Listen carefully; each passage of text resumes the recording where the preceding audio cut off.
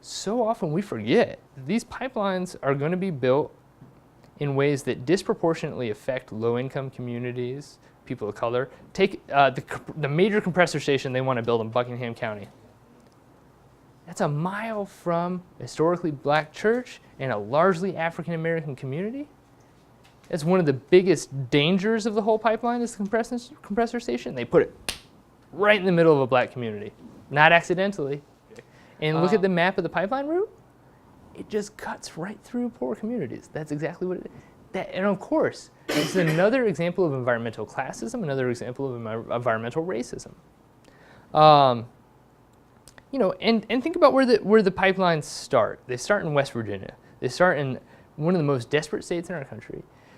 They involve just, again, extracting something from West Virginia as if we've not already extracted enough from West Virginia. It involves blowing up 38 miles of mountaintops, not to get coal out, but just to build these pipelines across after you ball these mountains. I talked to a woman the other day. She said, I'm a shiflet. I didn't know what that meant at first. And she said, I lived on this mountain. They kicked me off. They kicked my family off. She said, my uncle killed himself after that. These are families that, they have a deep, Appalachia has such a deep, deep attachment to these mountains. And so we're going to, of course, have to kick more. And that's not to mention the wildlife impact. It's going to go through the Allegheny Plain, go through these mountains. And these mountains, of course, when you shave these trees off, make them incredibly vulnerable to erosion. So although Dominion says it's going to create 39 permanent jobs, as if that's a justification, I think it's sad to think that, of course, there's going to be more jobs, and those jobs are going to be involved in oil cleanups. Because these pipelines are going to break. And when they break, they're going to be over very, very fragile sources of water. Basically, we have a situation then where these pipelines are going to require the explosion of mountaintops through our national parks, over our water, through poor communities, through African-American communities. And what? For what? Do you see where they're building the pipelines? Right out to the sea. It's not for our energy, it's to export.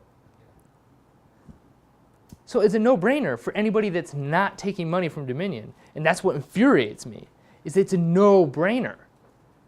But the guy I'm running against, when Dominion Power is number 7 on your list of top 10 donors, or number 8, it's easy to look the other way. A conservative estimate is that these pipelines are going to double our emissions in Virginia. Sierra Club just put out a report that's going to triple our emissions. Triple our emissions at a time that we desperately need state action to reduce our emissions. And we're fooling ourselves if we think that a company like Dominion Power is going to let those pipelines go before they wring every single cent out of them, which means we're committing our children to these pipelines, we're committing our grandchildren to these pipelines. And I say that as a younger person. Those pipelines will be around. We got to stop those pipelines. Right now they're an idea, and they're going to tell us they're set in stone, and lawmakers are going to say there's nothing we can do. That's a lie. We can stop them. If I get into Richmond, that's the fight of my life. I'm going to stop those pipelines. Yeah. Thank you.